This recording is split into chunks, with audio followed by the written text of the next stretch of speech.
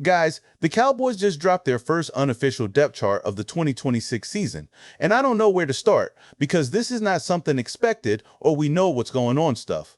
Nah, guys, this is full of surprises. Honestly, there are already some really interesting things going on here. We're seeing young players making serious pushes, unexpected names moving up, and some position battles that could have a big impact on this team. And when you look at the full picture, there's a lot here that Cowboys fans should be excited about. So, let me break down the biggest surprises and what they could mean for the Cowboys moving forward. What's up, Cowboys Nation? Welcome to the NFL Playbook Cowboys. If you're new here, don't forget to hit that subscribe button.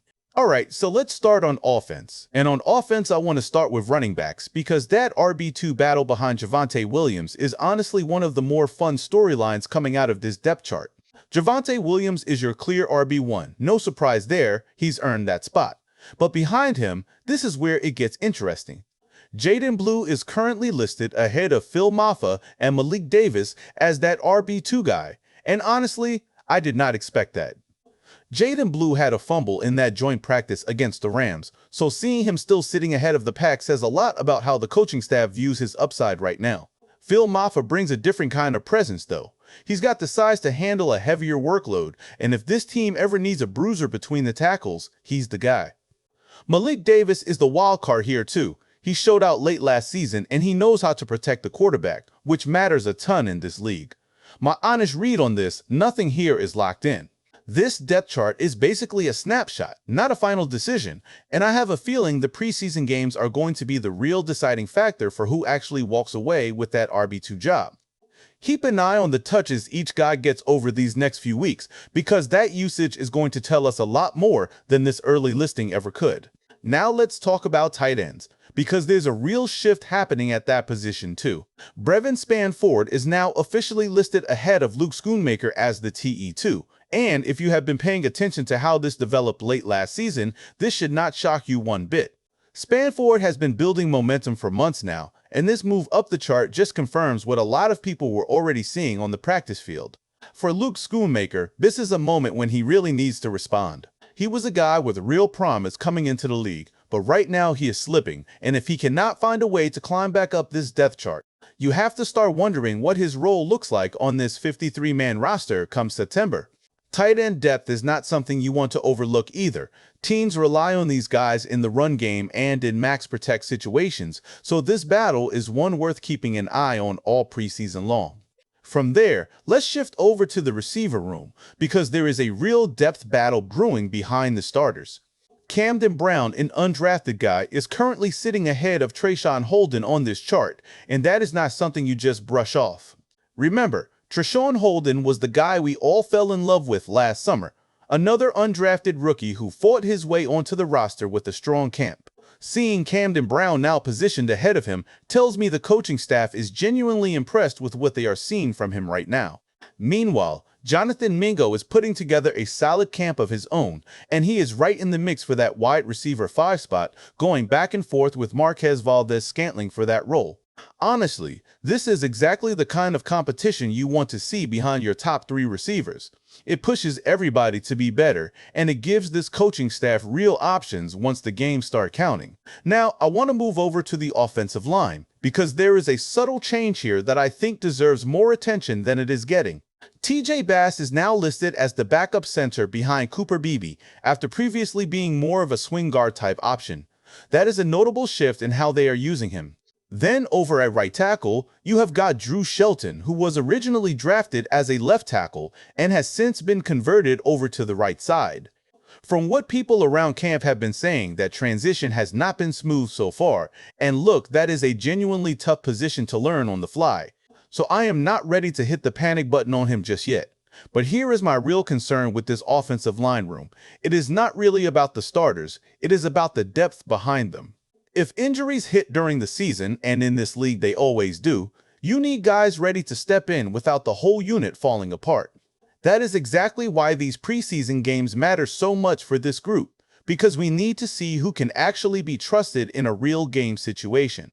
Now let's flip over to the defensive side of the ball, and honestly, this is where things get even more interesting, starting with the cornerback room. DaRon Bland is your clear CB1. That part is not up for debate. But that CB2 battle behind him is a genuinely great problem to have. Shavon Revel is currently listed alongside or even slightly ahead of Cobie Durant, and that is a big development considering Cobie Durant was statistically one of the best corners on this roster last year. The fact that Shavon Revel is even in that conversation right now tells you just how strong of a camp he is putting together. Having 3 quality starting caliber corners on one roster is not something you see very often, and it gives this defense a level of flexibility that could really pay off once the season gets going.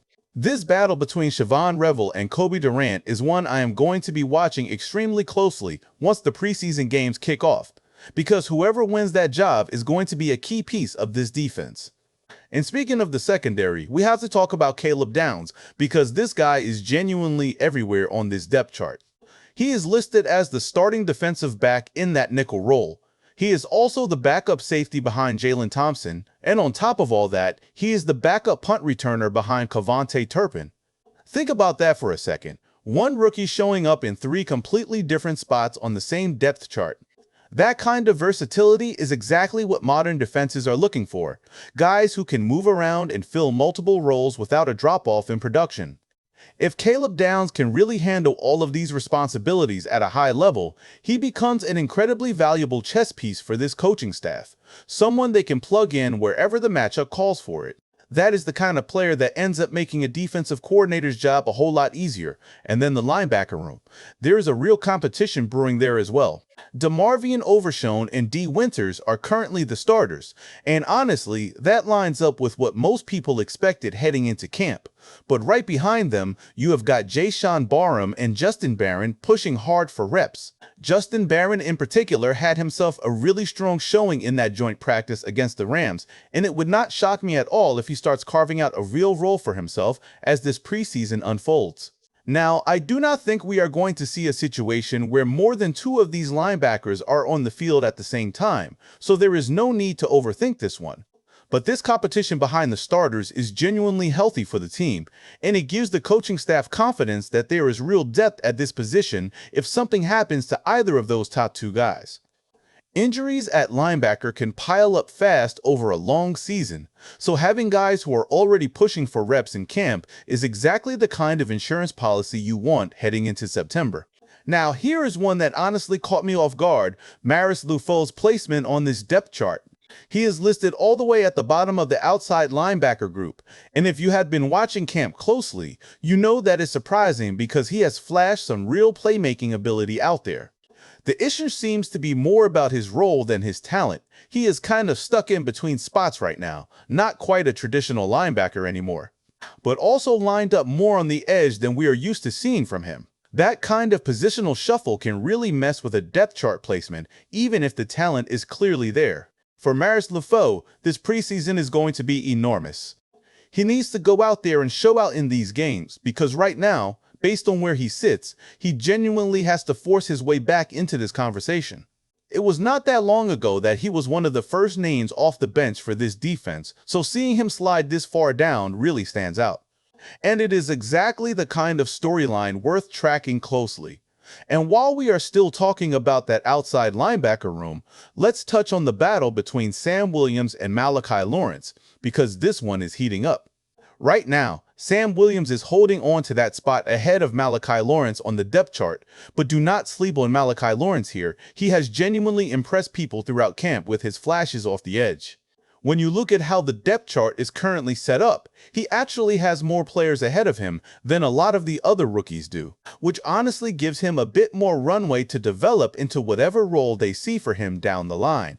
Still, this is one of those edge battles that could get a lot more interesting once the pads really start popping in these preseason games.